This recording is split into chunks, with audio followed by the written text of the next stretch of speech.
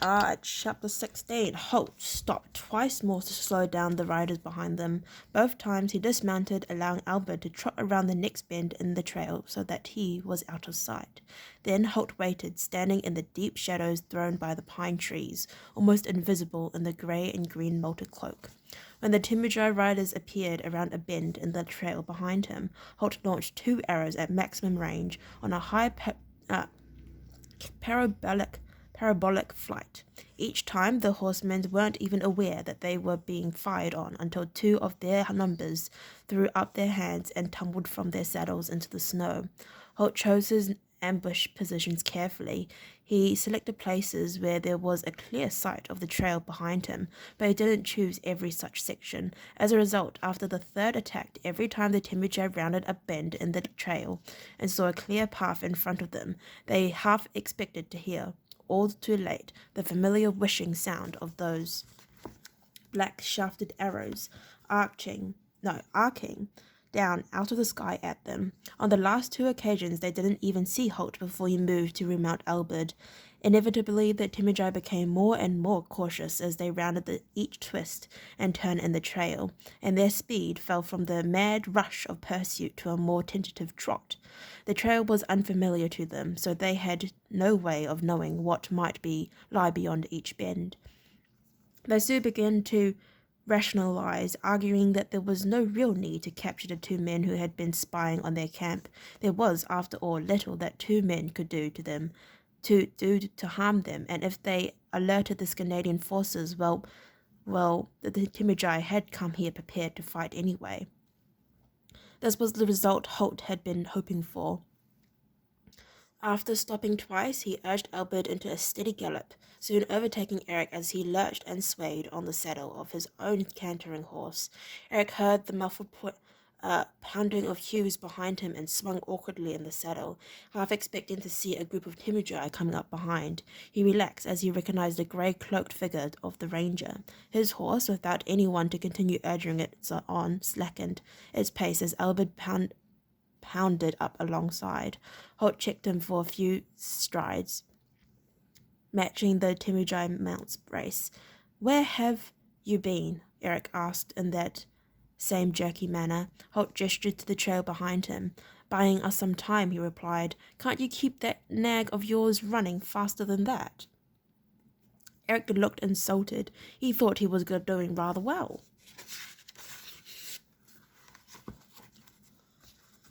Whoa. "I'll have you know, I'm an excellent rider," he said stiffly. Holt glanced over his shoulders. There was no sign of any pursuit, but there was no knowing how long the Timberjaw would take to realize that he wasn't waiting for them at every corner. If they continued at this gentle ambling pace, the riders behind them would make up the lost distance in on time. "You may believe you're an excellent rider," he called, "but there are a score or so of Timberjaw back there who actually are. Now get moving." Eric saw the longbow rise and begin to fall on his horse's rump once more. This time he didn't waste breath or time yelling at Holt not to do it. He grabbed a handful of mane and hung on for dear life as the horse bolted away underneath him, bouncing and jostling in exquisite pain. He consoled himself with the thought that when this was over he would separate the ranger from his head. They swept on, Holt urging the Timberjaw horse on to greater efforts whenever he began to flag. The landmarks around them began to take on a familiar appearance. Then they had gallops into the head of Serpent Pass, coming up to the deserted border post. There, camped outside the log walls of the small fort, Eric's 20 Canadian warriors and Evelyn and the 2 apprentices were waiting for them. The Canadians came to their feet quickly, reaching for their weapons, as the 2 horses entered the pass at a dead run. Holt brought Albert skidding to a stop beside his 3 companions. Eric tried to emulate the action, but his horse pounded on for another 20 meters or so, and he had to swing it awkwardly round, swaying and slipping in the process out in the saddle as it turned, and inevitably falling in a heap in the snow as the horse finally decided to stop. 2 or 3 of the Canadians unwisely let go short bellows of laughter as Eric picked himself up. The Jow's eyes swept over them, cold as glacier ice, making marking them down for later reference. The laughter died as quickly as it had sprung up.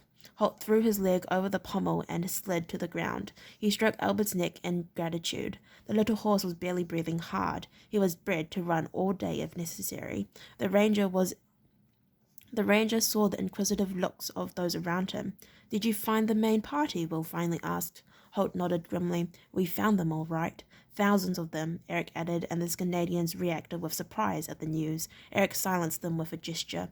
"There are maybe 5,000 or 6,000 of them out there, probably heading this way right now."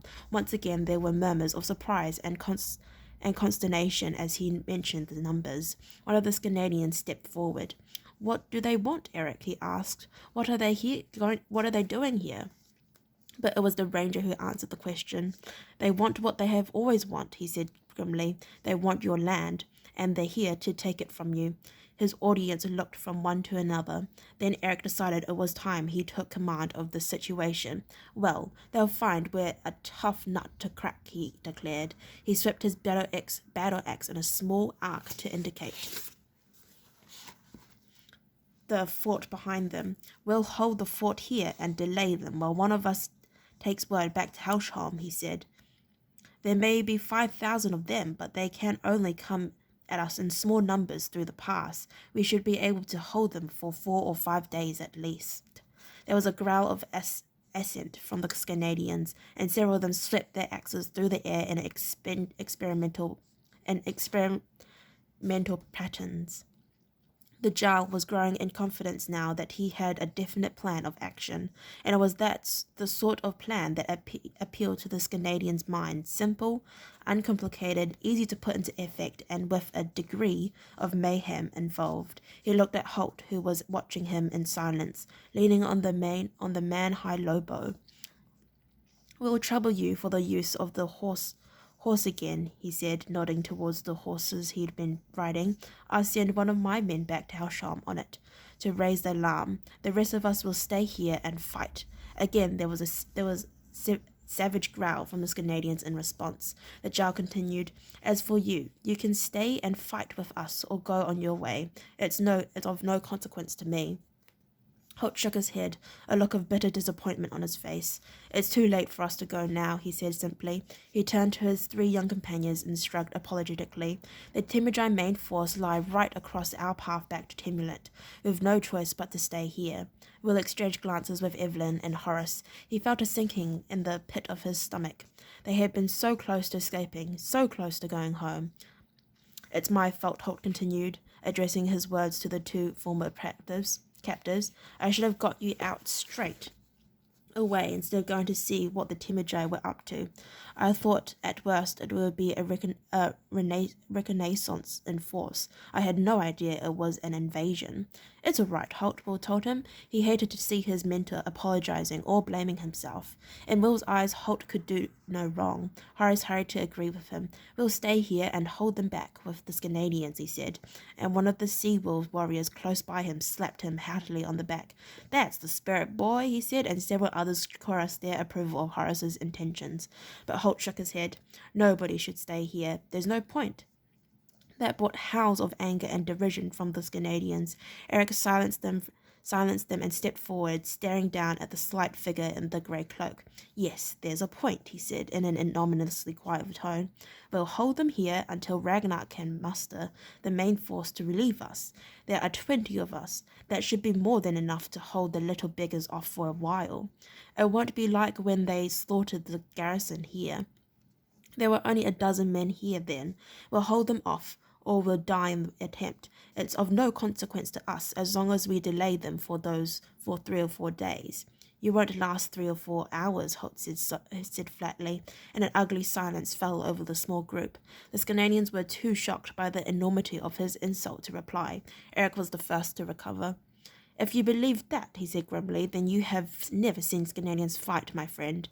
The last 2 words carried an enormous weight of sarcasm and dismissal. Now the other Canadians found their voices, and an angry chorus grew up as they agreed with Eric and jeered at Holt. The ranger waited for the shouting to die down. He was uncowed by the Canadians' anger at his words. Finally they fell silent. You know that I have, he said, not taking his eyes from Eric's. The Canadian leader frowned. He knew Holt's reputation as a fighting man and a tactician. The man was a ranger, after all, and Eric knew enough about the mysterious ranger corps to know that they weren't prone to issuing pointless insults or making ill-considered remarks. The question is, Holt continued, have you seen the Temujai fight? He allowed the question to hang in the cold air between them. There was a moment of silence from the Canadians. None of them had, of course. Seeing that he had their attention, Holt continued, because I have, and I'll tell you what I'd do if I were the Temujai general.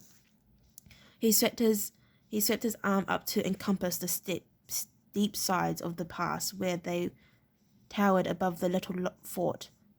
Pines grew there, clinging to the almost vertical sides of the pass, managing to find some foothold in the rocks and the snow. I'd send a party of men up one of those walls of the pass there above us, say 200 or so, and from there I'd have them direct a killing fire on anyone foolhardy enough to show his face in the open inside the fort. The eyes of the group followed the direction of his pointing arm. One of the Canadians snorted scornfully. They'd never get up there. Those walls are impassable. Holt turned to face him, looking him straight in the eye, willing the man to understand and believe what he was saying by the sheer force in his conviction. Not impassable, very difficult, but they will do it, believe me. I've seen these men and what they can achieve. It may cost them 50 or so lives in the attempt, but they'll count the cost cheap. Eric studied the cliffs above the fort, squinting to see more clearly in the rapidly fading light of the late afternoon. Maybe, he thought, the ranger was right. He figured he might be able to scramble around up there with ropes and tackle and a small group of hand-picked sailors, the ones who tended the big square sails on the wolf ship, who could slip up and down the mast as easy as walking. But the Temujai were cavalry, he thought. He voiced objection. They'll never get their horses up there. They won't need their horses up there, Holt countered. They'll simply sit up there and direct a plunging fire on you. The fort may command the pass, but the heights there command the fort. Eric was silent for a long moment. He looked again up at the walls of the pass. If the trees could find footholds there, he reasoned, so could men, determined men, and he was ready to believe that these Temujai were determined. Face it, Holt continued, this fort was never meant as a real defensive position. It's a checkpoint for people crossing the border, that's all. It's simply not designed or placed to hold an invading army at bay. Eric studied the ranger. The more he thought about it, the more sense Holt was making. He could picture the dangers of being caught inside the fort with 100 or so archers perched on the cliffs above him, and no way to reply to their attack. I think you may be right, he said slowly.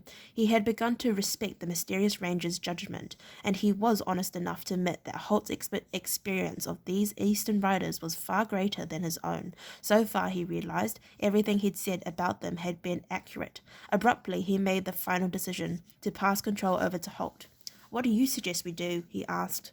His men looked at him in surprise, and he led them to silence. Holt nodded once, acknowledging the difficulty of the decision the Jarl had just reached.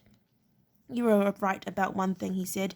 Ragnar has to be warned. There's no point in our wasting any more time here. It'll take the Temujai at least half a day to get the whole army on the move. Longer for them to come through this narrow pass. Let's use this time we have. We'll ride and run like hell back to Holsholm. Okay, I'd like to thank you very much for listening to read up to chapter 16. If you'd like to listen to me read chapter 17, then please stay posted and hopefully I'll see you next time. Bye-bye.